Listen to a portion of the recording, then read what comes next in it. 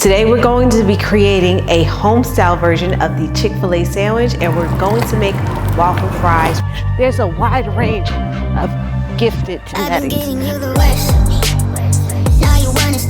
One, make it a goal to at least get 7 to 21 months, still nursing. I'm always in a rounded position. Okay, welcome back to another video. Right now we're going to talk about genetics. This is something that we tend to ignore often when we're on our fitness journey, but this is very important to touch on. Yeah, a lot of people tend to not talk about genetics, but it's important to factor that in when you're looking to someone to motivate you. And when it comes to genetics, we all have our unique genetics. Some may be physical, some may be cerebral, you may be creative. There's a wide range of gifted genetics. But when it comes to the physical aspect, some may be more genetically gifted than others, but that doesn't take away from your own uniqueness as an individual. Hey, this is a super steep hill. So let's talk about genetics and bad habits. You may have great genetics, good genetics, but poor habits and poor decisions as far as lifestyle can definitely hide your natural abilities as far as seeing the best version of your genetics. It's important for us to look to celebrities and influencers for motivation and not covet to look exactly how they look, because our genetic makeup is all dependent on our parents. For men, some men have broader shoulders, bigger calves, bigger chests, the way that your abdomen are defined. Same thing with women. We carry fat in different areas. Some women are more busty. Some women have bigger hips. So when I eat certain foods, I feel like, yo, I'm uncomfortable. Like that shit it hurts and it bulges out. So ever since I've been taking the turmeric, the gummies, bro, that shit went away. So this turmeric is where it's at. Yeah, you go to the doctor. Right. So, yo, shout out to Civil, man. She put me onto these, yo. Type in, people, type in. Let's see what it is. Let's go.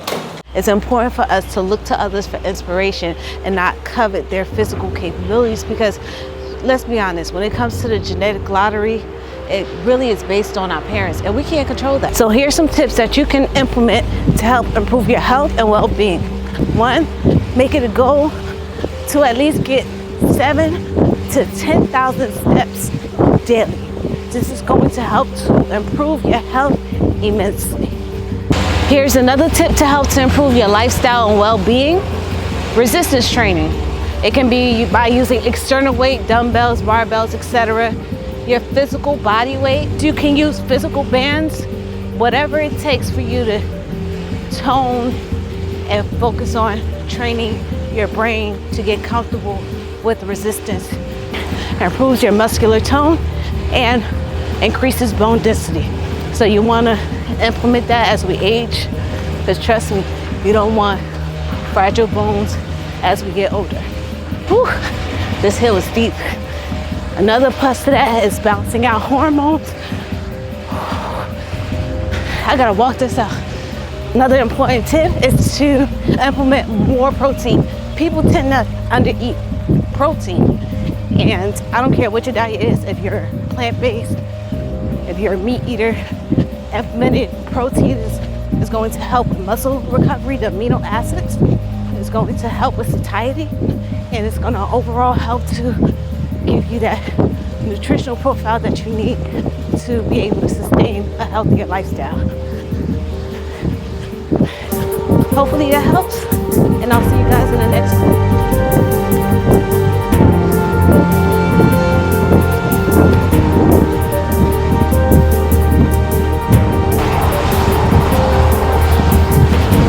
Don't forget to hit like, guys. See you next time. All right. Okay, doing some seated rolls. Gonna check my shoulders. Ooh, these seated rolls are good for back, especially like because I'm nursing. I'm still nursing. He's 21 months, but that's not by choice, right? They say you can nurse up to 3 years. It's good for the kids, but that's not my goal. My goal was to stop at least 18 months, but I can't stand to watch him go through that torturous process of crying. So 21 months, still nursing. I'm always in a rounded position. This is going to help to straighten out my posture a little bit. Help to activate those muscles that I'm not constantly using because I'm hunched over.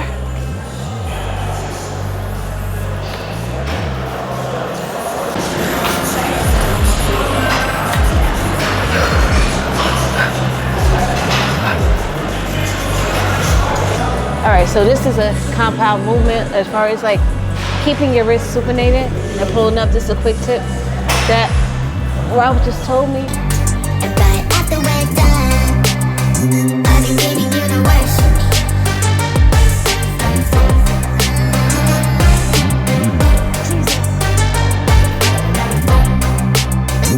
That's extremely hard, but effective for the biceps. I gotta breathe.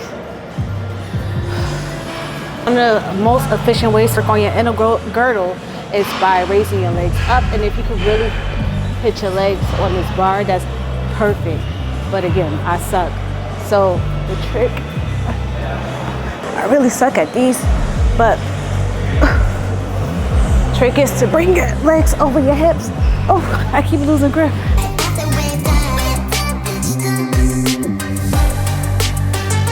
These are double isolated glute thrust and working. Oh my God, this is so challenging for me.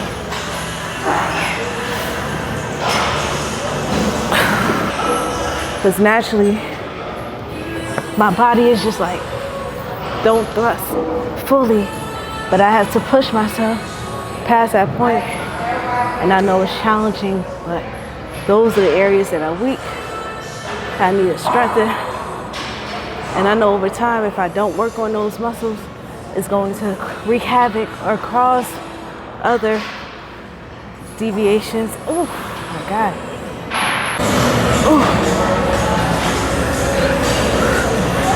My body naturally wants to stop here, but that full extension here to really push on my heel.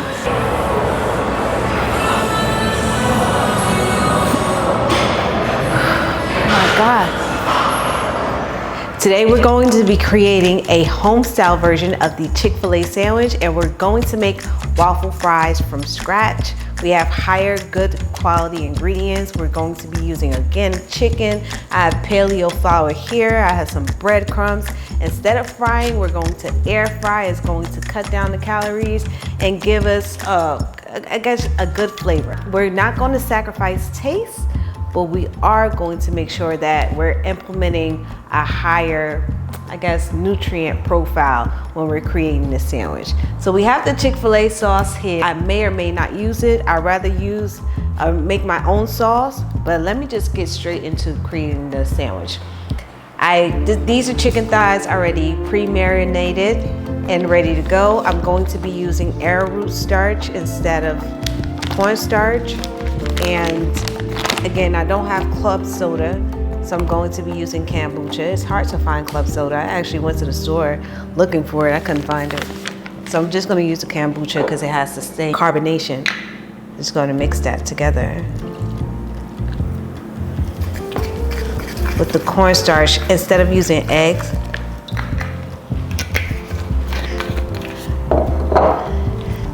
And I noticed that this is the marinade that I use for the chicken. Again, you can use your own marinade. This is a mixture of red pepper, celery stalk, onion, garlic, and I put a little bit of bone broth in there. I actually put a carrot to give the kids a little bit more nutrition because they like to eat fried food. So this is a good way to, if your kids are picky like mine, to get them to eat their vegetables by hiding it in sauces and marinades and things of that nature. So I'm gonna put that in that batter, mix it up.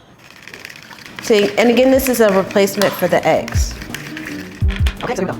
Panko breadcrumbs here. We have the paleo flour here that I'm using. So it's just quick, just dip it into the cornstarch mix.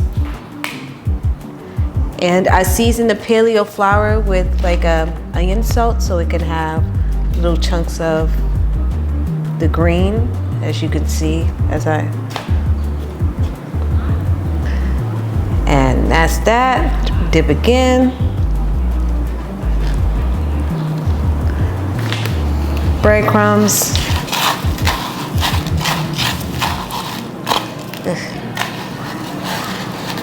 All right. Onto the fryer. Now we're going on to the next. Same routine, but arrowroot flour batter. Yeah, put that back in there. And mix it up. Yeah, because the thing is, making healthier versions of the food that we enjoy every day. It's not realistic to keep buying these type of meals out.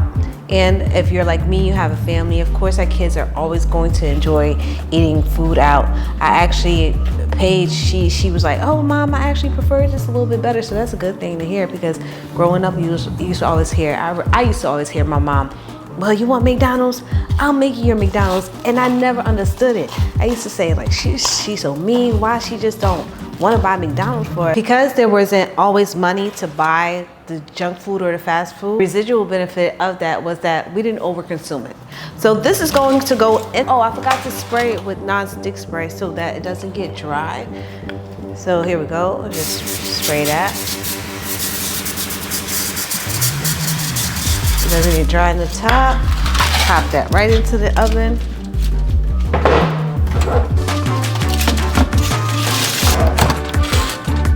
I just set my oven toaster for 30 minutes at 350. So just leave that. But of course you're gonna have to monitor it so it doesn't burn. Now we're gonna prepare the fries. I already hand cut these into fries, but they're a little soft because the waffle maker tends to not cook it if it's too hard. So I soften them a little bit, and you can see some of the pieces are broken. If I was going to make actual air fries, I wouldn't cook it past the point where it's breaking. All right, so only thing we need is some arrowroot flour. Sprinkle that. That helps the waffle to stick together. And you use your own discernment for how much you want to use. Don't use a whole lot. I'm gonna just put it that way. You don't need a whole lot. And sprinkle your salt according to the amount of potatoes that you have in your bowl.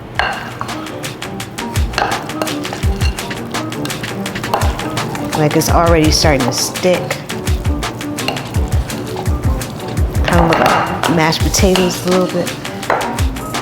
Okay, put this back in. So the arrowroot flour and the salt is already mixed, and I'm just gonna put it right on top of the waffle maker like that.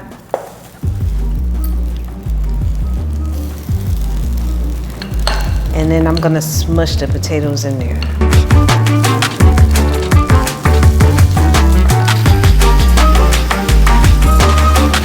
And that only needs to cook for about 2 minutes. I had it on level 3, and that's gonna cook for 2 minutes, and then I'll take it out and show you guys what it looks like.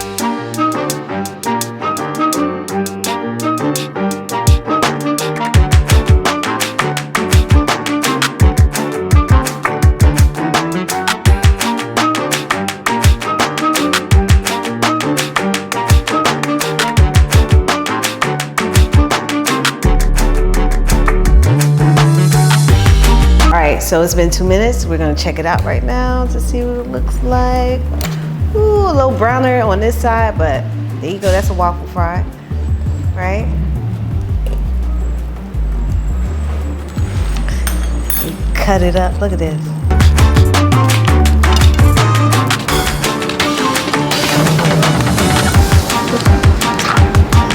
So that's now the buns. I'm gonna grab the chicken. Just mixed our Chick-fil-A sauce here. Now we're gonna layer it. We're gonna put the pickles first. Do the same thing on this side.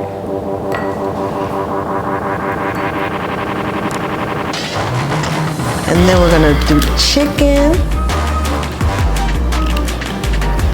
Now when you go to Chick-fil-A, they don't put the sauce on top. So should I put the sauce on now or do it later? I don't know. So this is the finishing product. We have our home style rendition of the Chick-fil-A sandwich. All right, so let me just dip it in there, give it a quick taste.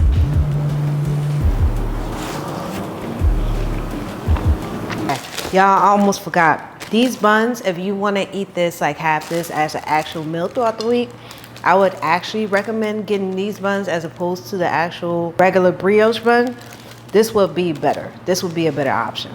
I purchased this in the freezer aisle at Whole Foods, so depending on where you go, you may or may not find it, but just look for sprouted grain hamburger buns, and that would be the option that you would go for to have it on a regular basis. We're gonna pour the actual sauce onto one of them. Here we go. Doesn't look too off in color. That one is a little bit darker because we use the coconut aminos. Okay. All right, and then we're gonna take a quick bite. All right, y'all ready?